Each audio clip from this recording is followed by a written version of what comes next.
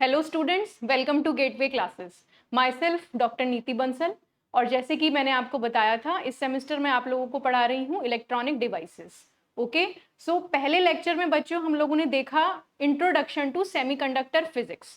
ठीक है, उसमें हमने पढ़ा था what is a semiconductor, the basic properties of a semiconductor, what is the band wise difference between insulator conductor and semiconductor. Okay, intrinsic and extrinsic semiconductors. Now the next lecture, that is lecture number 2, is based upon electrons in periodic lattice. So today's targets are, we have to cover electrons in periodic lattices including the types of solids, lattice, Miller indices and numericals on lattice and Miller indices. So moving on with the topic, first of all we'll study the type of solids. Okay, so as you all can see, the solids can be basically classified into three main categories as crystalline solids, amorphous solids and polycrystalline solids. तो ये तीन type के solids जो हैं, इनका structure कैसा दिखेगा देखते हैं। First of all, crystalline solid. So solids in which atoms or molecules are arranged in some regular or periodic fashion. So आप क्या समझते हैं एक रेगुलर या पीरियोडिक फैशन से? मतलब जो आपके पार्टिकल्स हैं, they may be atoms, they may be molecules, जो आपके पार्टिकल्स हैं वो एक रेगुलर फैशन में, एक रेगुलर पीरियोडिक फैशन में अरेंज्ड हैं। For example,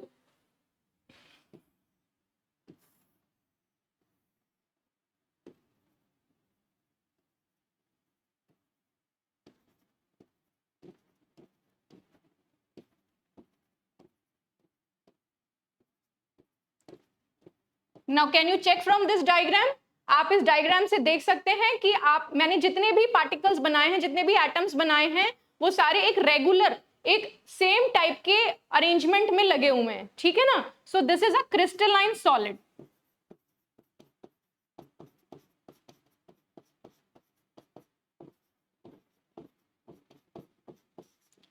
next is amorphous solid. तो अमॉर्फस सॉलिड हो गया बच्चों इसका जस्ट उल्टा, जिसमें कि हमारे एटम्स और मॉलिक्यूल्स का कोई भी एक पर्टिकुलर डिजाइन, कोई भी एक पर्टिकुलर पैटर्न नहीं है जो कि वो फॉलो कर रहे हैं, है ना? नो पीरियोडिक स्ट्रक्चर, एटम्स और molecules are arranged in a random manner. So कैसे होगा? अमॉर्फस में ये जो आपके पार्टिकल्स हैं ये रैंडमली कैसे भी बिखरे पड़े हैं, इनका कोई एक सेट पैटर्न नहीं है। Okay, so this is called amorphous.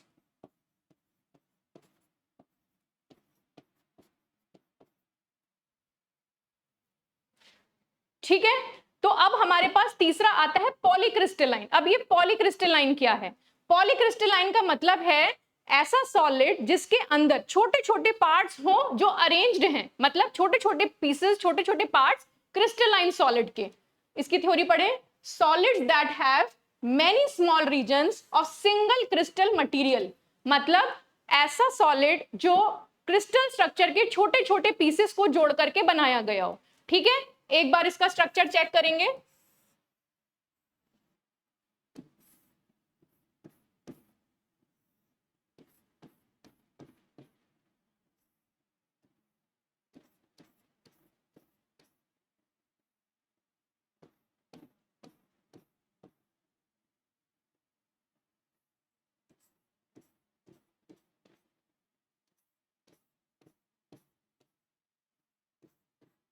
This is polycrystalline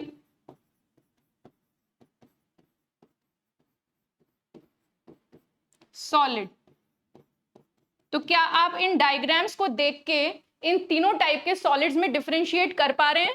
देखिए, पहला हो गया मेरा क्रिस्टलाइन सॉलिड जिसमें मेरे एटम्स या मॉलिक्यूल्स एक रेगुलर अरेंजमेंट में हैं, एक पर्टिकुलर डिजाइन को, एक पर्टिकुलर पैटर्न को वो फॉलो कर रहे हैं। ठीक है, सेकंड हो गया मेरा अमॉर्फस सॉलिड जिसमें मेरे एटम्स या मॉलिक्यूल्स और आई कैन से द पार्टिकल्स जो बिखरे पड़े हैं, वो कोई सेट पैटर्न, कोई एक regular periodic fashion of design follow नहीं करते। ओके, और फाइनली है मेरा पॉलीक्रिस्टलाइन। तो पॉलीक्रिस्टलाइन में क्या है बच्चों, इसमें छोटे छोटे अलग पार्ट्स हैं। अब ये जो इंडिविजुअल पार्ट्स हैं वो तो एक सेट पैटर्न फॉलो कर रहे हैं, लेकिन सारे जो इंडिविजुअल पार्ट्स हैं वो अलग अलग पैटर्न फॉलो कर रहे हैं. सो दोबारा पढ़ेंगे, solids that have many small regions of single crystal material.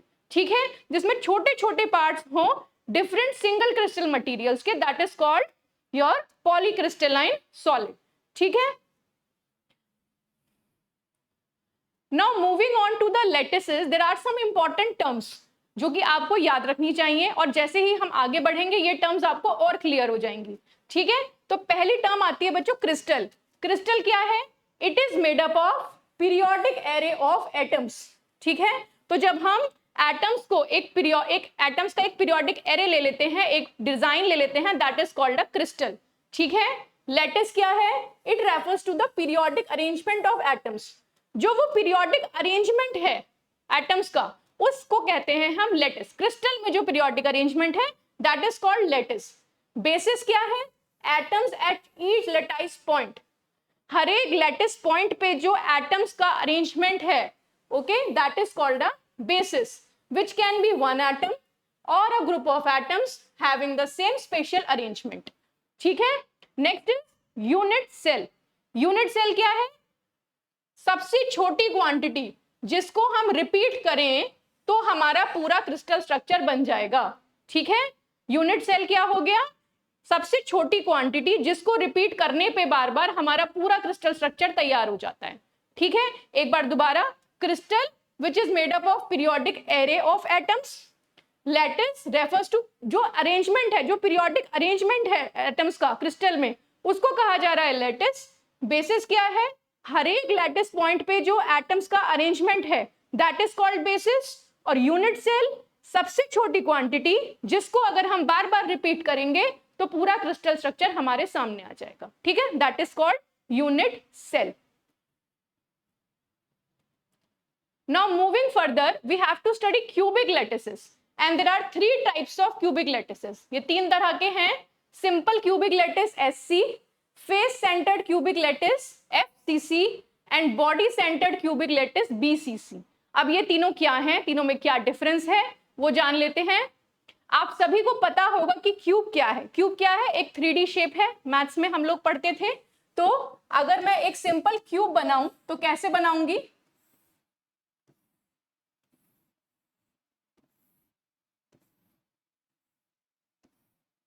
ठीक है. कुछ इस तरीके से मैं एक क्यूब बनाऊंगी जिसके 8 कॉर्नर होंगे. ठीक है. 8 कॉर्नर आप जानते हैं कौन कौन से हैं? 1 2 3 4 5 6 7 8. ठीक है. और इसके 6 फेसेस होंगे. फर्स्ट, सेकंड इसके बैक वाला, एक टॉप का, एक बॉटम का, एक लेफ्ट का और एक राइट का. ठीक है ना. तो 8 कॉर्नर्स एंड 6 फेसेस. नाउ इसमें अगर मुझे बताना हो कि मेरा सिंपल क्यूबिक लैटिस कैसे बनेगा, तो बच्चों सिंपल क्यूबिक लैटिस के लिए हम क्या करते हैं? जब आपके एटम्स या मॉलिक्यूल्स या पार्टिकल्स 8 कॉर्नर पे एक एक प्रेजेंट होता है, that arrangement is called simple cubic lattice. ठीक है. 8 कॉर्नर्स पे इस क्यूब के मैंने एक एक एटम, एक एक पार्टिकल प्लेस कर दिया और ये बन गया मेरा सिंपल क्यूबिक लैटिस. इस तरीके के अरेंजमेंट को हम कहते हैं एटम्स के सिंपल क्यूबिक लैटिस. ओके. अब आता है face centred cubic lattice. Face centred cubic lattice कैसे बनेगा देखते हैं. तो फेस सेंटर्ड क्यूबिक लैटिस के लिए आप फिर से एक क्यूब बनाएं.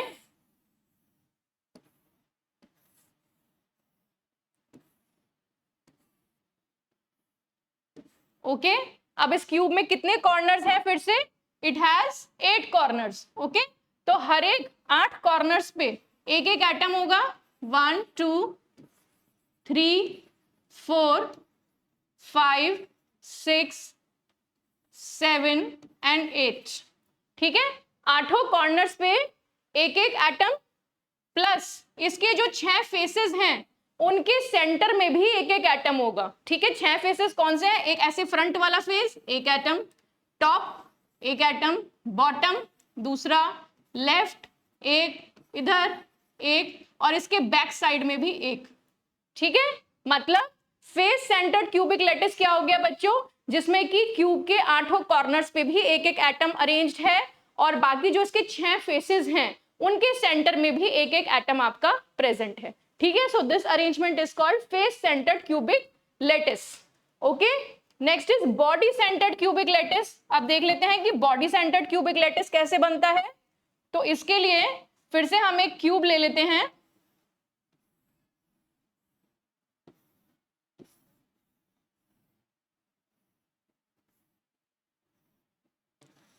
ये हो गया मेरा क्यूब। अब इसमें एटम्स का अरेंजमेंट कैसे होगा, फिर से वही 8 कॉर्नर्स पे एक एक एटम, 8 कॉर्नर पे। अब एक जो एटम है इसकी बॉडी के सेंटर में होगा, ठीक है, at the centre of the body, मतलब बिल्कुल इसके बॉडी के सेंटर में बीच में एक एटम प्लेस्ड होगा। So this is my body centred cubic lattice. ठीक है, अब आप क्लियरली तीनों टाइप के स्ट्रक्चर्स देख सकते हैं, एनालाइज कर सकते हैं। फिर से सिंपल क्यूबिक लैटिस जिसके 8 कॉर्नर्स पे हमने एक एक एटम लगाया है। ठीक है, फेस सेंटर्ड क्यूबिक लैटिस जिसमें 8 कॉर्नर्स पे एक एक एटम है, प्लस इसके जो 6 फेसेस हैं उनके सेंटर में भी एक एक एटम लगा है। फिर फाइनली हमारा आता है बॉडी सेंटर्ड क्यूबिक लैटिस जिसमें 8 कॉर्नर्स पे एक एक एटम है, प्लस इसकी जो बॉडी है उसके सेंटर में हमारे पास एक एटम है। ठीक है, now we have to study all these structures one by one. First is simple cubic lattice. ठीक है, तो सिंपल क्यूबिक लैटिस, अब आप लोग सब एक्सपर्ट हो गए होंगे, अब आप लोग जानते हैं कि सिंपल क्यूबिक लैटिस क्या होता है और कैसे बनाना है। ठीक है, तो कैसे बनाना है, पहले एक सिंपल क्यूब और इसके सारे कॉर्नर्स पे अगर हम एक एक एटम प्लेस कर देंगे तो ये बन जाएगा मेरा सिंपल क्यूबिक लैटिस। ठीक है, अब बात ये आती है कि इस पर्टिकुलर स्ट्रक्चर में, इस पर्टिकुलर क्रिस्टल लैटिस में टोटल कितने एटम्स हुए। अगर आप ऐसे देखें तो आप कहेंगे क्या इसमें 8 एटम है? नहीं, इसमें 8 एटम नहीं है। जो हर एक एटम एक एक कॉर्नर पे लगा है उसका कंट्रीब्यूशन इस पर्टिकुलर क्रिस्टल के लिए केवल 1/8 है। मतलब अगर ये वाले एटम की मैं बात करूं तो ये एटम की शेयरिंग 8 ऐसे क्यूब से हो रही है। जब आप एक सॉलिड बनाएंगे, सोचिए जब आप एक सॉलिड बनाएंगे तो इस तरह के बहुत सारे क्यूबिक क्रिस्टल्स को कंबाइन करके बना रहे होंगे। ठीक है, उनकी क्लोज पैकिंग से बना रहे होंगे। तो होगा क्या कि इस वाले क्यूब के आसपास और भी क्यूबिक स्ट्रक्चर्स होंगे और ये जो एटम है ये शेयर होगा 8 क्यूब्स के बीच में। मतलब इस एक एटम का इस क्यूब के लिए जो कंट्रीब्यूशन है वो केवल कितना है, 1/8। ठीक है, टोटल कितने इस तरीके के एटम्स हैं, 8, और हर एक का कितना कंट्रीब्यूशन है इस क्यूब के अंदर, 1/8। ठीक है, तो टोटल नंबर ऑफ एटम्स जो हुए for simple cubic lattice that is equal to 1 not 8। How and why? Because आप देख तो रहे हो कि इसमें 8 एटम्स हैं, बट हर एक एटम का इस पर्टिकुलर क्रिस्टल में कितना पार्ट आ रहा है, कितना कंट्रीब्यूशन आ रहा है, केवल इतना सा, 1/8 ऑफ इट्स पोर्शन। ठीक है, ये एक 3D स्ट्रक्चर है, तो इसीलिए टोटल नंबर ऑफ एटम्स 8 हुए, हर एक का कंट्रीब्यूशन 1/8 हुआ। That's why we have 1 number of atoms per unit cell equals to 1। अब देखिए, अब वो जो टर्म हमने पढ़ी थी यूनिट सेल, अब आपको समझ में आ रही है। ये जो स्ट्रक्चर बना इसको हम कहेंगे यूनिट सेल। ठीक है ना, अब देखते हैं सिंपल क्यूबिक लैटिस में एटॉमिक रेडियस और edge length of a unit cell, इसका क्या मतलब है। ठीक है, तो हमने तो ये तो चेक कर लिया कि सिंपल क्यूबिक लैटिस होता कैसा है। सिंपल क्यूबिक लैटिस हमारा एक सिंपल क्यूब है जिसके 8 कॉर्नर्स पे मेरा एक एक एटम अरेंज्ड है।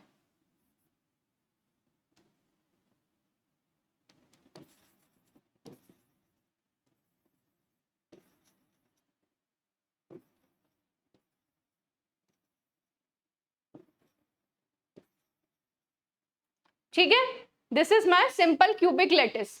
बट अब हम मुझे क्या देखना है, इसका एटॉमिक रेडियस देखना और एज लेंथ देखनी है इसकी, विच is also called lattice constant. तो देखो बच्चों, अगर हम इसका 2D फेस देखेंगे, ये 3D में देख रहे हो आप, तो अगर हम इसका 2D देखेंगे ना तो कुछ ऐसा दिखेगा।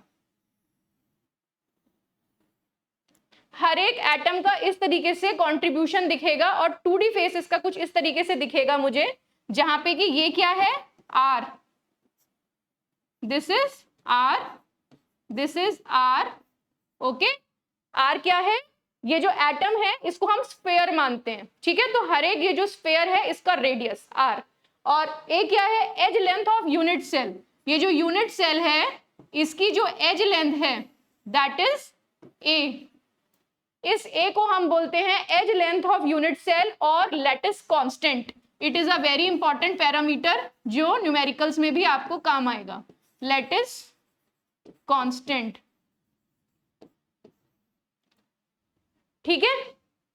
तो ये हो गया बच्चों हमारा इसका 2D फेस, जिसमें मैंने आपको बताया ये जो एटम्स है ये स्फेरिकल फॉर्म में, इनको हम स्फेयर की शेप मानते हैं। तो इनका रेडियस क्या है इंडिविजुअल का, RR, जिसका ऐसे कंट्रीब्यूशन हमें दिख रहा है।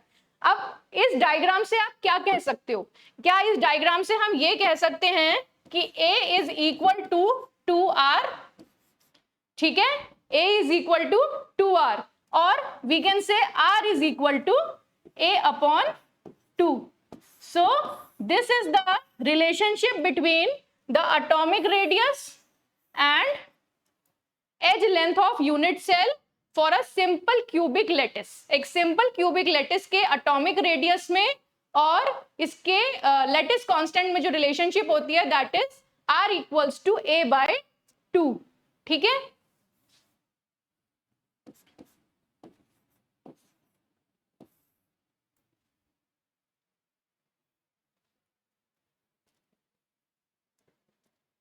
नेक्स्ट आते हैं इस सिंपल क्यूबिक लैटिस का एटॉमिक पैकिंग फ्रैक्शन निकालना, ठीक है। अब ये एटॉमिक पैकिंग फ्रैक्शन क्या है, देखो एटॉमिक पैकिंग फ्रैक्शन APF क्या है, इट इज, और इसको क्या कहते हैं, एटॉमिक पैकिंग फैक्टर भी कह सकते हैं या एटॉमिक पैकिंग डेंसिटी भी कह सकते हैं, ठीक है। और इसको डिफाइन कैसे करेंगे, it is the fraction of unit cell occupied by the atoms, मतलब जो हमारा यूनिट सेल है उसका कितना वॉल्यूम, उसका कितना हिस्सा मेरे एटम्स ने ऑक्यूपाई कर रखा है, ये निकालना, ठीक है। Atomic packing fraction, atomic packing density या फिर एटॉमिक पैकिंग फैक्टर, 3 नाम से इसको हम रेफर कर सकते हैं, ठीक है बच्चों। तो क्या बेसिकली इसका क्या फॉर्मूला है, volume of atoms upon volume of unit cell. Unit cell मेरा क्या है, यूनिट सेल है मेरा क्यूब, ठीक है ना। यूनिट सेल जो है मेरा वो एक क्यूब की फॉर्म में है, आप सभी लोग जानते हो। ये है मेरा यूनिट सेल जो कि एक क्यूब की फॉर्म में है। तो इस यूनिट सेल का कितना हिस्सा, कितनी वॉल्यूम एटम्स ने ऑक्यूपाई कर रखी है, इसका मेजर क्या है, APF, एटॉमिक पैकिंग फ्रैक्शन। तो वो कैसे निकलेगा, volume of atoms divided by volume of unit cell, ठीक है। तो जितने भी एटम्स इसमें लगे हैं उनकी volume divided by the volume of this unit cell, तो हमें क्या मिल जाएगा, एटॉमिक पैकिंग फैक्टर, ठीक है। कैसे निकालेंगे, देखो वॉल्यूम ऑफ एटम्स, तो वॉल्यूम ऑफ एटम्स क्या होगी, मैंने आपको बताया था कि ये जो इंडिविजुअल एटम्स हैं ये किसकी फॉर्म में है, स्फेयर की फॉर्म में। तो स्फेयर जो होता है उसकी वॉल्यूम क्या होती है, आप सभी जानते हैं, volume of a sphere is 4/3 pi r cube, ठीक है। This is the volume of a sphere. और वॉल्यूम ऑफ एटम्स, एक सिंगल एटम की इतनी होगी, लेकिन हमारे पास इस पूरे यूनिट में कितने एटम्स हैं, अभी हमने पीछे निकाला है, कितने नंबर ऑफ एटम्स हैं हमारे सिंपल क्यूबिक लैटिस में, दिख 8 रहे हैं, लेकिन क्योंकि हर एक का कॉन्ट्रीब्यूशन 1/8 है तो टोटल नंबर ऑफ एटम्स कितने हैं, 8 × 1/8 इक्वल्स टू 1, केवल एक एटम है, ठीक है। तो वॉल्यूम एक एटम की कितनी हुई, 4/3 पाई r क्यूब, और केवल एक ही एटम है, तो वॉल्यूम ऑफ एटम्स की जगह क्या आ जाएगा बच्चों, volume of atoms is 4/3 pi r cube into 1 equals to 4/3 pi r cube, ठीक है। अब volume of unit cell, volume of unit cell unit cell का मेरा जो एज लेंथ है वो है a, अभी हमने पीछे डिस्कस किया, ठीक है ना। तो क्यूब का अगर एज लेंथ आपको गिवन हो तो क्यूब की वॉल्यूम क्या होती है, इट इज a क्यूब, ठीक है। अब इन दोनों टर्म्स को हम क्या करेंगे, एपीएफ निकालने के लिए डिवाइड करेंगे, लेकिन एक आर की टर्म्स में है और एक ए की टर्म्स में है, लेकिन हमें आर और ए में रिलेशनशिप पता है। क्या रिलेशनशिप होती है आर और ए में, ए इज इक्वल टू आर, ठीक है। तो या तो आप इस फॉर्मूले में ए की जगह 2r रख दें या फिर वहां पे r की जगह a/2 रख दें और दोनों को डिवाइड कर दें, तो क्या आएगा, APF atomic packing fraction is equal to 4/3 pi r cube divided by a cube। a cube कितना हो गया बच्चों, 2r का whole cube equals to 4/3 pi r cube upon 8r cube, r cube से r क्यूब कैंसिल, ठीक है। तो ये आ गया मेरा π/6, ठीक है, π/6 वैल्यू आ जाएगी यहाँ पे। और ये π/6, पाई सब लोगों को पता है पाई की वैल्यू क्या होती है 3.14 या फिर 22/7 आप इसकी वैल्यू रख सकते हैं। This is equal to 22/7 equals to 3.14। तो इसकी वैल्यू आ गई हमारी, परसेंटेज में निकालेंगे तो 52%, ठीक है। इसका क्या मतलब है कि अगर मेरे पास एक यूनिट सेल है और उसमें जो लेटिस फॉलो हो रहा है वो सिंपल क्यूबिक टाइप का लेटिस फॉलो हो रहा है, ठीक है, तो उसका एटॉमिक पैकिंग फैक्टर क्या होगा 52%। मतलब एक सिंपल क्यूबिक लेटिस में जो एटम्स हैं वो यूनिट सेल की 52% स्पेस, 52% वॉल्यूम ऑक्यूपाई करते हैं और बाकी की वॉल्यूम, बाकी की स्पेस उसकी खाली रह जाती है, ठीक है ना।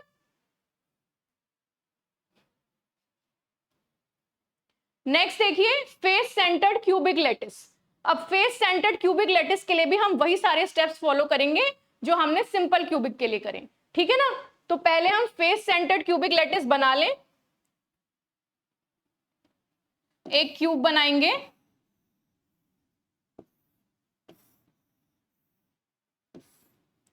फेस सेंटर्ड क्यूबिक लेटिस क्या होगा, जिसके 8 कॉर्नर्स पे एक एक एटम होगा, 1 2 3 4 5 6 7 8 प्लस इसके एक एक फेस पे भी एक एटम होगा, 1 2 3 4 5 6, ठीक है, 6 फेसेस और 6 एटम इसके फेसेस पे होंगे। तो देखो बच्चों हमने अभी डिस्कस किया था कि ये जो कॉर्नर वाले एटम्स हैं इनमें हर एक एटम का कंट्रीब्यूशन 1/8 रहता है अपने क्रिस्टल के लिए, जिससे वो जुड़ा हुआ है, बाकी वो आसपास के क्रिस्टल्स के साथ भी शेयरिंग कर रहा है, टच में है, तो उनका बाकी का पोर्शन उन क्रिस्टल्स में जा रहा है, उन यूनिट सेल्स में जा रहा है, रादर आई शुड से, ठीक है। तो 8 टोटल कॉर्नर्स पे हर एक का कंट्रीब्यूशन 1/8 प्लस 6 कहाँ है, ये फेसेस पे, 6 जो फेस है क्यूब के उस पे 6 फेसेस पे 6 एटम्स लगे हैं और हर एक का कंट्रीब्यूशन यहाँ कितना है 1/2। देखो इसके टॉप पे एक और क्यूब होगा तो ये वाला जो टॉप वाले फेस पे एटम है वो अपने ऊपर वाले क्रिस्टल के साथ शेयर कर रहा है हाफ हाफ, ठीक है ना। तो ये जो 6 फेस पे एटम है हर एक एटम का कंट्रीब्यूशन अपने क्रिस्टल में कितना है 1/2 हाफ, ठीक है। तो ये कितना हो गया हमारा 1 plus 6/1/2 is equal to 3 is equal to 4, ठीक है बच्चों। तो हमने देखा था कि सिंपल क्यूबिक के केस में जो नंबर ऑफ एटम्स होते थे पर यूनिट सेल वो आता था 1। अभी क्या हो रहा है, number of lattice points per unit cell कितना आ रहा है हमारा 4, number of atoms per unit cell हम दे रहे हैं 4, किसके लिए, एफसीसी के लिए, फेस सेंटर्ड क्यूबिक लैटिस के लिए। अब इसमें फिर से हमको वही करना है, एटॉमिक रेडियस और लैटिस कांस्टेंट के बीच में रिलेशनशिप निकालना है। तो देखो फिर से हम एक बार जरा इसका बेसिक स्ट्रक्चर ड्रॉ कर लेते हैं।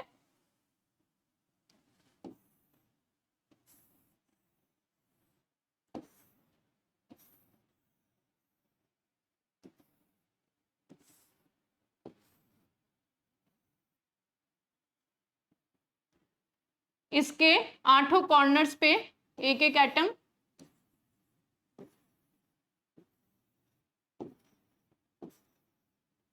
प्लस इसके जो 6 फेसेस हैं उन पे एक एक एटम।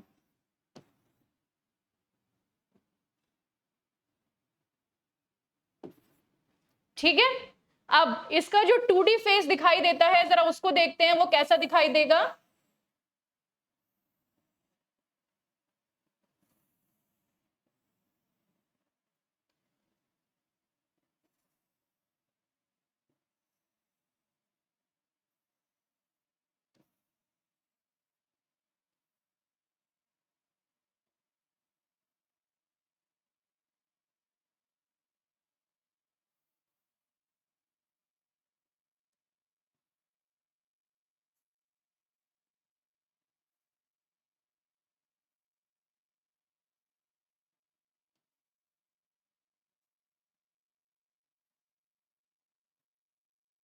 इसका 2D फेस बच्चों कुछ ऐसा दिखाई देगा।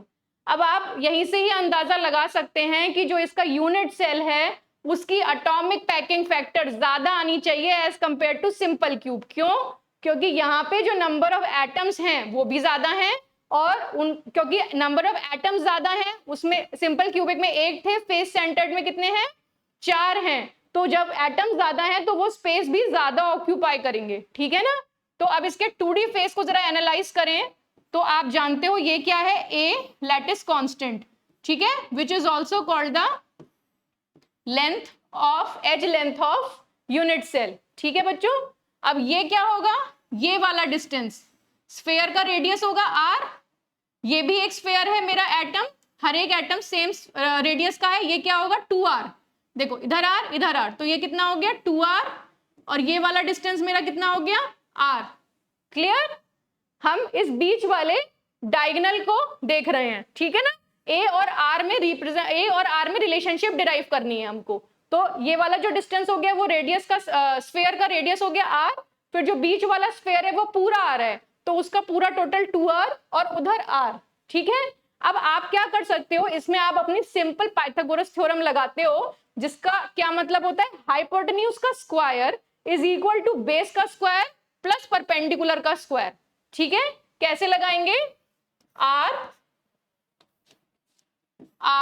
प्लस 2r प्लस r का whole square is equal to a square plus a square, और आई कैन से 4r का whole square is equal to 2a square, और 4r is equal to under root 2a, और r is equal to under root 2a upon 4, which can be written as a upon 2 root 2। ठीक है, कुछ भी लिख लीजिए, root 2a upon 4 भी लिख सकते हैं, और अगर रूट टू से ऊपर नीचे मल्टीप्लाई कर दूं तो 2 से 2 नीचे कैंसिल हो जाएगा और आ जाएगा a अपॉन 2 रूट 2। ठीक है बच्चों, तो इस तरीके से हम फेस सेंटर्ड क्यूबिक लैटिस में अपना रिलेशनशिप डिराइव करते हैं between the atomic radius r and lattice constant a।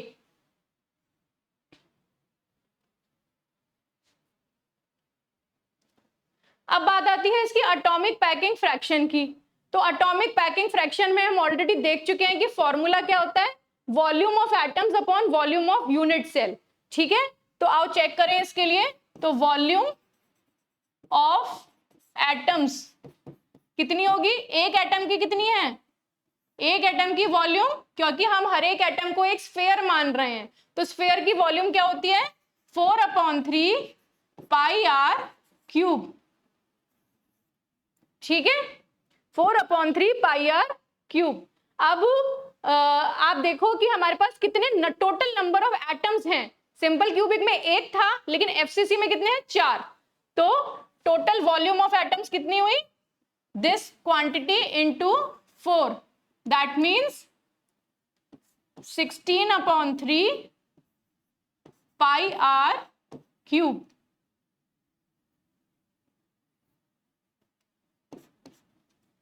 ठीक है, अब देखो वॉल्यूम ऑफ यूनिट सेल तो वही रहेगी, हमको पता है volume of unit cell will be volume of unit cell. Unit cell की वॉल्यूम कितनी रहेगी, a क्यूब। ठीक है, तो a क्यूब और ए और आर में क्या रिलेशनशिप थी वो आपने अभी अभी डिराइव करी है। फिर से दोबारा एक बार देख लेते हैं। 4r का whole square is equal to 2a square, ठीक है। या फिर हम क्या कह सकते हैं, 4r equals to under root 2a और r equals to under root 2a upon 4। This is the relationship between r and a for FCC, ठीक है बच्चों। तो यहां पर आप r की जगह a रख लो, अदरवाइज वाइस वर्सा कर लो, एक ही बात है, ठीक है। तो यहां से आप ये भी कह सकते हैं कि आपका जो a है, मैं a को r के टर्म्स में लिखूंगी, तो ये हो गया a equals to 4 upon root 2 r, ठीक है। या फिर a को मैं कह सकती हूं 2 रूट 2 r, ठीक है। ऊपर नीचे रूट टू से मल्टीप्लाई किया तो नीचे के 2 ने 4 को कैंसिल आउट कर दिया, तो a आ गया मेरा 2 रूट 2 r। अब यहां पे इसको रखेंगे तो ये हो जाएगा 2 अंडर रूट 2 r का whole cube, which will be equal to 16 under root 2 r cube, ठीक है बच्चों। अब एटॉमिक पैकिंग फ्रैक्शन पे आ जाते हैं। It will be equal to 16/3 pi r cube divided by 16 under root 2 r cube, ठीक है। r क्यूब से r क्यूब कैंसिल हो जाएगा, 16 से 16 क्या बचा आपके पास, पाई अपॉन 3 अंडर रूट 2, ठीक है बच्चों। पाई अपॉन 3 अंडर रूट 2, जिसकी वैल्यू सॉल्व करने पे हमें मिलती है 74%। और पाई की वैल्यू मैंने अभी आपको बताई थी, 22/7 रख लो या 3.14 रख लो, ठीक है। तो इसका क्या मतलब है कि अगर हम एक FCC टाइप का क्रिस्टल लैटिस ले रहे हैं तो उसमें एटॉमिक पैकिंग फ्रैक्शन कितना है, 74%। मतलब उसके जो एटम्स हैं वो उस क्रिस्टल लैटिस में कितना स्पेस ऑक्यूपाई कर रहे हैं, 74% स्पेस ऑक्यूपाई कर रहे हैं, ठीक है। नेक्स्ट हमारा लास्ट वाला जो क्यूबिक लैटिस है वो आता है बॉडी सेंटर्ड क्यूबिक लैटिस, ठीक है।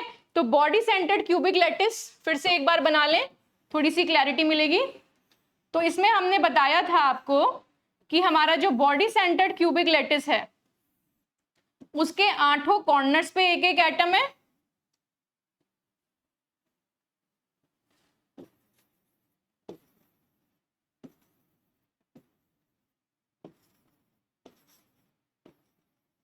प्लस इसकी बॉडी के सेंटर में एक एटम है।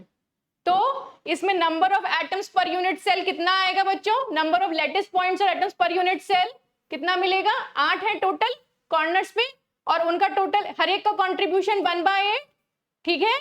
और जो बॉडी के सेंटर में है आप देख सकते हो कि उसका तो कंट्रीब्यूशन पूरा का पूरा आपके ही क्रिस्टल को मिल रहा है, क्योंकि वो क्रिस्टल की बॉडी के बीच में है उसकी लोकेशन, ठीक है ना। तो हमारे पास टोटल कितने हुए, 1 + 1 = 2, ठीक है। तो हमने क्या देखा, सिंपल क्यूबिक में कितने नंबर ऑफ एटम्स आए थे per unit cell, lattice points were 1, okay. FCC में इट इज 4 और आपका BCC में ये आ गया नंबर 2, ठीक है, क्लियर।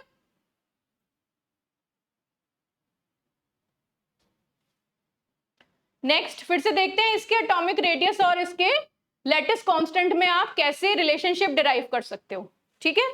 तो उसके लिए हमें बनाना पड़ेगा फिर से एक क्यूब, BCC का स्ट्रक्चर,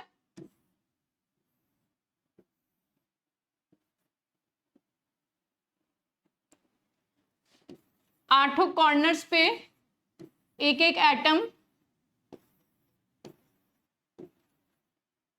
ठीक है, प्लस इसकी बॉडी के सेंटर में एक एटम। अब देखो अभी तक आप जो 2 टाइप के देख रहे थे, ठीक है, कौन कौन सा देखा हमने, सिंपल क्यूबिक और फेस सेंटर्ड FCC। तो उनमें क्या था, हम उसका फेस एनालाइज कर पा रहे थे 2D में, लेकिन इसका कैसे करें, इसका तो पूरा का पूरा 3D स्फीयर जो है वो बॉडी के आपके सेंटर में है, ठीक है। तो आप जरा ध्यान से देखेंगे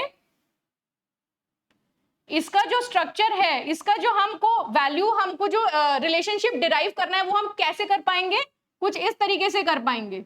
हमारे को ये वाला डायगोनल ऐसे लेना पड़ेगा एक, ठीक है, एक हो गई ये वाली एच और एक हो गया ये वाला डायगोनल।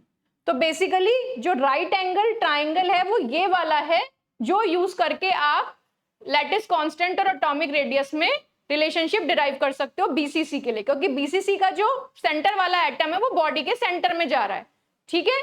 अब इसके लिए देखो हमें क्या क्या चाहिए, अगेन ये वाला जो होगा डायगोनल, मेन डायगोनल, वो तो फिर से 4r ही रहेगा, ठीक है। यहाँ पे ये r ये ऐसे एक्सटेंड होके इतना आएगा इतना आएगा, वो आप लोगों को क्लैरिटी मिले इसलिए क्लोजली नहीं दिखाए गए हैं, ठीक है ना। तो जो मेरा ये मेन बड़ा वाला डायगोनल है बीच वाला, इसकी वैल्यू कितनी होगी 4r, ठीक है। ये साइड आ गई लैटिस की, लैटिस कांस्टेंट आ गया, ये मतलब a हो गया, ठीक है, ये आप जानते हो ऑलरेडी। ये वाला क्या होगा, इसको मान लेते हैं d और इसकी वैल्यू निकालेंगे, ठीक है। इस डायगोनल को मैंने मान लिया d। तो अब देखो इसकी वैल्यू कैसे निकाल सकते हो, ये आपको पता है क्या है a और ये आपको पता है क्या है a, ठीक है ना।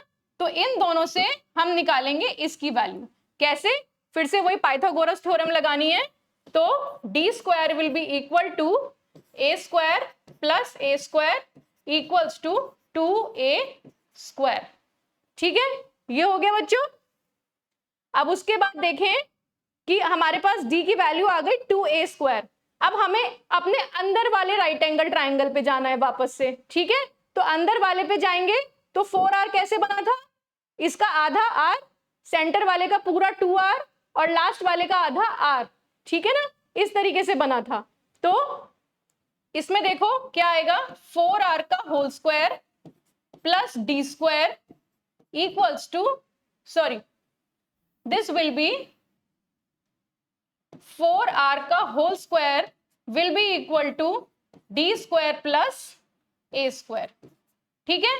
तो 4r का whole square will be equal to 2a square, d square की वैल्यू अभी हमने क्या निकाली है ऊपर से 2a स्क्वायर, ठीक है ना, plus a square equals to 3a square. तो 4r क्या हो गया मेरा, 4r will be under root 3 into a, और I can say r will be equal to under root 3 upon 4 into a। तो ये आ गया मेरा रिलेशनशिप मेरे एटॉमिक रेडियस r और a के बीच में, लैटिस कांस्टेंट के बीच में फॉर बीसीसी, ठीक है।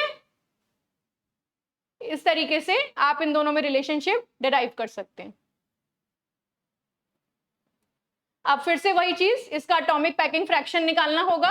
तो एटॉमिक पैकिंग फ्रैक्शन के लिए सबसे पहला जो पॉइंट है मेरा वो है वॉल्यूम ऑफ एटम्स। तो एक एटम की वॉल्यूम क्या है, हर एक एटम स्फीयर की शेप में है, तो volume of one atom will be equal to 4/3 pi r cube, ठीक है।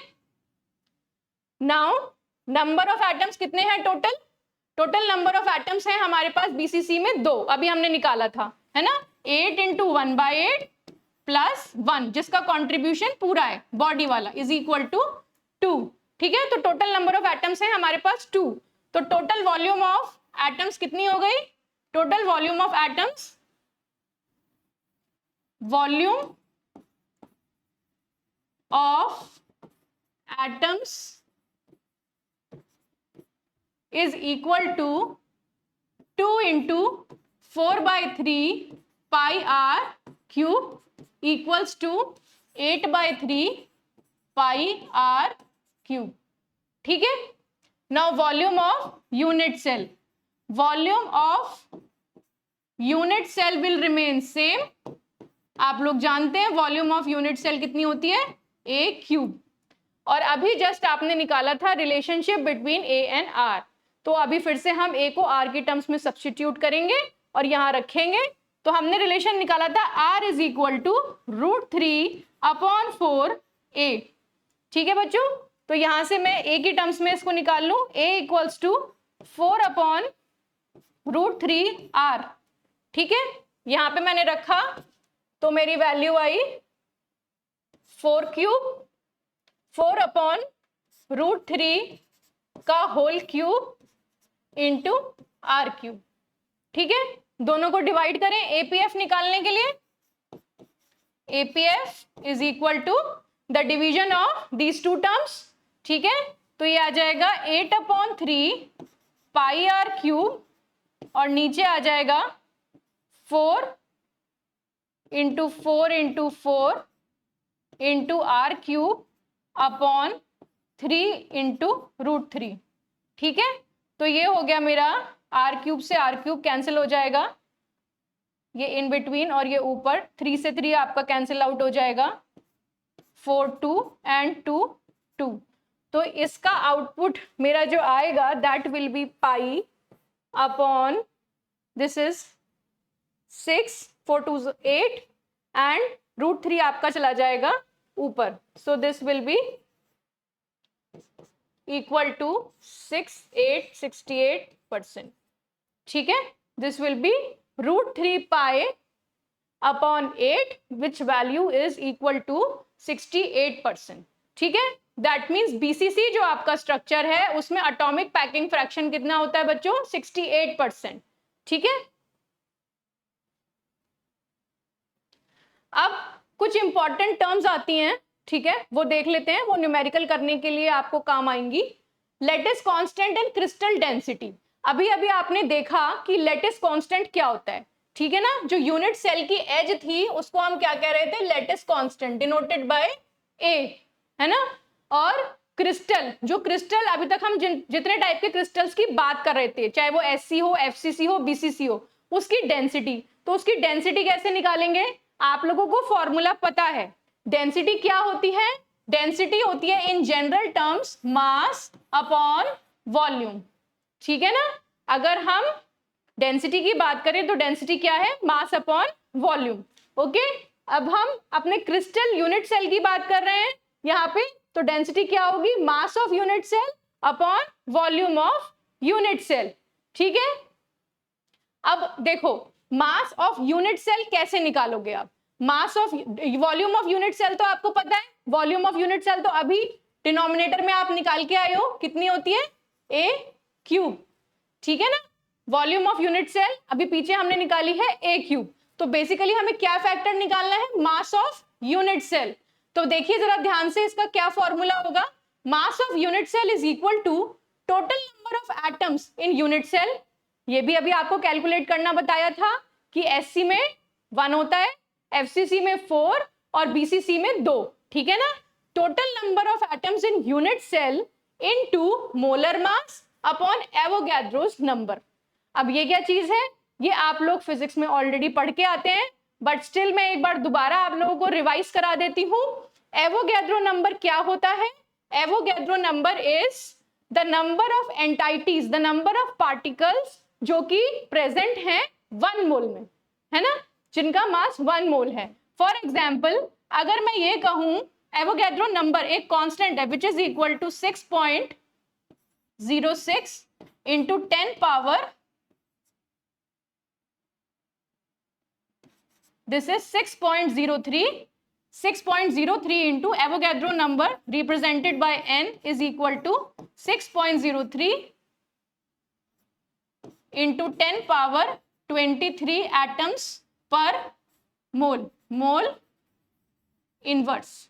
ठीक है, तो अगर मैं कहूं कि एवोगैड्रो नंबर एक कांस्टेंट है और मैंने कहा कि मेरा जो मोलर मास है which is represented by capital M, अगर मैंने कहा कि किसी मेरे एक पर्टिकुलर मटेरियल के लिए मेरा जो मोलर मास है वो 60 है, तो इसका क्या मतलब है कि जो इतने नंबर ऑफ एटम्स हैं, इतने नंबर ऑफ पार्टिकल्स हैं, उनका मास टोटल कितना होगा? 60। ठीक है, तो अब यहाँ पे सिंपल यूनिटरी मेथड लग रहा है। यूनिटरी मेथड कैसे लग रहा है कि मतलब एवोगैड्रो नंबर n इतने 6.023 इंटू 10 पावर 23 जो एटम्स हैं उनका मास कितना है? 60। एक का कितना होगा? 60 बाय n। ये 60 क्या है? Molar mass divided by Avogadro's number. ठीक है, अब आप समझ सकते हैं कि एक यूनिट सेल, एक 1 एटम का मास मैं कैसे निकाल रही हूँ। 1 एटम का मास जब भी मुझे निकालना होता है तो मैं कैसे निकालती हूँ? Molar mass m divided by the Avogadro's number. Because Avogadro number क्या है? जितना आपके सब्सटेंस का मोलर मास है, इतने नंबर ऑफ जो आपके एटम्स हैं उनका टोटल मास इतना होता है, ठीक है। n नंबर का मास 60, तो एक का यूनिटरी मेथड से 60/n, और 60 क्या है, मोलर मास, ठीक है। तो कुल मिला के आपका जो यूनिट सेल है उसका मास कितना हुआ बच्चों, जितने टोटल नंबर ऑफ एटम्स हैं वो multiplied by molar mass and Avogadro's number, ठीक है। मास ऑफ यूनिट सेल ये रहा, this is small n, total number of atoms in unit cell, m is your molar mass and n is your Avogadro's number. तो density कितनी हो गई हमारी, density is equal to n into molar mass divided by Avogadro's number and divided by the volume of unit cell which is equal to a cube, ठीक है। Lecture के and पे हम इस पे एक न्यूमेरिकल करेंगे, तो न्यूमेरिकल करके आप इसको और ज्यादा रिलेट कर पाओगे, ठीक है ना। तो आपको आइडिया लग जाएगा कि अगर न्यूमेरिकल आएगा तो किस हिसाब से आएगा और किस तरीके से आप उसे अटेम्प्ट कर सकते हैं। फाइनली एक लास्ट छोटा सा टॉपिक आता है मिलर इंडिसेस, ठीक है। तो मिलर इंडिसेस क्या है, Miller indices are used to specify the directions and planes. आपके जो एक्स वाई जेड कोऑर्डिनेट्स होते हैं उसमें ये हमें डायरेक्शंस और प्लेन्स की बताता है। कैसे, these directions and planes could be in the lattice or in the crystals, crystal या lattice में वे हो सकती हैं। the number of indices will match the dimensions of lattice of the crystal, ठीक है। कई बार एक 2 नंबर में छोटा सा क्वेश्चन आ जाता है मिलर इंडिसेस के ऊपर, इसका भी हम एक एग्जांपल करेंगे एंड में जिससे आपको और क्लैरिटी मिलेगी। देखो कुछ स्टेप्स होते हैं to determine the Miller indices. आपको जनरली क्वेश्चन में इंटरसेप्ट्स गिवन होते हैं एक्सिस के। Take any atom in the crystal and form coordinate axis with this atom as origin in the directions of basis vector. मतलब अगर आपके X coordinate, Y coordinate और Z coordinate है, origin कहाँ है मेरा, यहाँ, दिस इज द ओरिजिन। तो इस ओरिजिन पे मैं हर एक एक्सिस का इंटरसेप्ट फाइंड आउट करूंगी, ठीक है, कि जो मेरा प्लेन है वो हर एक एक्सिस को कहां कहां पे कट कर रहा है, इंटरसेप्ट मतलब कहां पे वो मेरे एक्सिस को क्रॉस कर रहा है, ठीक है। फिर उसका रेसिप्रोकल लूंगी, find the reciprocal of these numbers, ठीक है, उन इंटरसेप्ट्स का रेसिप्रोकल लूंगी। फॉर एग्जाम्पल मान लो कि ये ए है, ये बी है और ये सी है, ठीक है। तो मेरे इंटरसेप्ट्स क्या हो गए, ए बी सी। अब इनका रेसिप्रोकल क्या होगा, 1/a 1/b 1/c, ठीक है। अब इन नंबर्स को मुझे स्मॉलेस्ट 3 इंटीजर्स में रिड्यूस करना है which should have same ratio, ठीक है। मतलब ऐसे नंबर से थ्रू आउट मल्टीप्लाई कर दूंगी जो इन सबसे डिविजिबल हो। कैसे, एक एग्जांपल के थ्रू समझते हैं। देखिए ये आपके AQ 18-19 के पेपर में क्वेश्चन आया था, find the Miller indices for a plane when the intercepts along the axis are 2a 3b and 2c, ठीक है। तो मतलब जो आपके x y z कोऑर्डिनेट्स रहे होंगे उनके अक्रॉस क्या इंटरसेप्ट्स बने, 2a x के अक्रॉस, 3b y के अक्रॉस और 2c z के अक्रॉस, ठीक है बच्चों। तो पहला स्टेप क्या था मेरा, इंटरसेप्ट फाइंड करना, फिर दूसरा स्टेप था इनका रेसिप्रोकल लेना। तो रेसिप्रोकल क्या बना, 1/2 1/3 और 1/2। ABC टर्म्स नहीं लेंगे आप, ये केवल बताने के लिए हैं कि आपके x कोऑर्डिनेट, y कोऑर्डिनेट और z कोऑर्डिनेट पे क्या क्या इंटरसेप्ट्स बने, ठीक है। ये आ गया इसका रेसिप्रोकल। अब देखो मुझे इसे स्मॉलेस्ट इंटीजर नंबर में रिड्यूस करना है, तो अगर आप देखिए 2 और 3 का कॉमन क्या फैक्टर हो गया, 6। अगर मैं 6 से थ्रू आउट मल्टीप्लाई कर दूं तो मेरे को क्या मिल जाएगा, 6 into 1/2,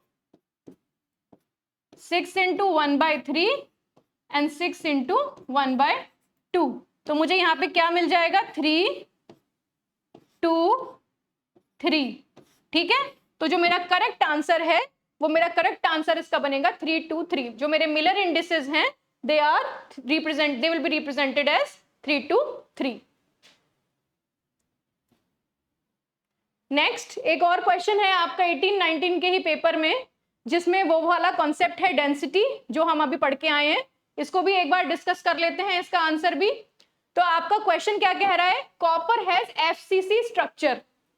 एफसीसी क्या है मेरा, फेस सेंटर्ड क्यूबिक स्ट्रक्चर। पहली बात, एफसीसी क्या है, फेस सेंटर्ड क्यूबिक, तो इसमें नंबर ऑफ एटम्स कितने होते हैं, 4। ठीक है, अभी आप पढ़कर आए हैं, तो ये मैंने इसकी डिटेल्स लिखनी शुरू कर दी। And its atomic radius is 1.278 angstrom. ये जो यूनिट लिखी है इसका मतलब समझते हो, angstrom, it is 10 raise to the power -10 metres. तो एटॉमिक रेडियस मेरा कितना है, 1.278 angstrom, which is equal to 1.278 into 10 power -10 metres. ठीक है बच्चों, अब क्या निकालना है, calculate the density of copper crystal. Density मुझे फाइंड आउट करनी है ना। एटॉमिक वेट कॉपर का गिवन है 63.5, तो एटॉमिक वेट आपको पता है, इसका वेट कितना है 63.5, और एवोगैड्रो नंबर की वैल्यू भी क्वेश्चन में गिवन है, which is equal to 6.023 into 10 power 23। ठीक है, तो आपको डेंसिटी का फॉर्मूला मालूम है, अभी हम पीछे पढ़ के आए हैं। क्या होती है density, density is equal to molar mass m upon n into a cube into total number of atoms in a lattice. ठीक है, तो आपको स्मॉल n पता है कितना है 4, मास पता है कितना है 63.5। ठीक है, एवोगैड्रोस नंबर पता है 6.023 इंटू 10 पावर 23, क्वेश्चन में ऑलरेडी गिवन है। क्या नहीं पता, ए क्यूब कांस्टेंट नहीं पता, लेटिस कांस्टेंट, वो कैसे निकालेंगे, आपको एटॉमिक रेडियस r गिवन है। ठीक है, तो आप एफसीसी के लिए a और r में जो रिलेशनशिप डिराइव करते हैं, ठीक है, उसको यूज करके आप निकालेंगे वैल्यू ऑफ a। ऑलराइट, ठीक है, तो ये क्वेश्चन मैंने आपको एक्सप्लेन कर दिया, इसका आंसर मैं आपको बता देती हूं, आप ये सॉल्व कीजिए, अपना आंसर मैच कीजिए। ओके, इसका करेक्ट आंसर है the density should be 8.8 into 10 power 3 kg पर मीटर क्यूब, और ऐसे भी लिख सकते हो 8.8 इंटू 10 पावर 6 ग्राम पर मीटर क्यूब। ठीक है, वैसे केजी पर मीटर क्यूब में हम इसको एक्सप्रेस करेंगे, ये वाला, this is the right representation. Okay, 8.8 into 10 power 3 KG पर मीटर क्यूब। तो आप ये न्यूमेरिकल सॉल्व करिएगा और इसका आंसर फाइंड आउट करिएगा। ठीक है, इसमें सारी टर्म्स मैंने आपको बता दी, केवल ए नहीं है, ए की वैल्यू हम कैसे निकाल सकते हैं, जो हमने लैटिस कांस्टेंट ए और एटॉमिक रेडियस आर के बीच में रिलेशनशिप फाइंड की थी उससे। ठीक है, आई होप आप लोगों को आज का लेक्चर समझ में आया होगा। ठीक है, so that's all for today. इस के बाद जो हम नेक्स्ट लेक्चर पढ़ने वाले हैं बच्चों, that is about quantum mechanics. ठीक है, a review of quantum mechanics, और that is also a very important topic of your syllabus, उससे हर बार क्वेश्चन आता ही आता है। So next will move to review of quantum mechanics. Thank you.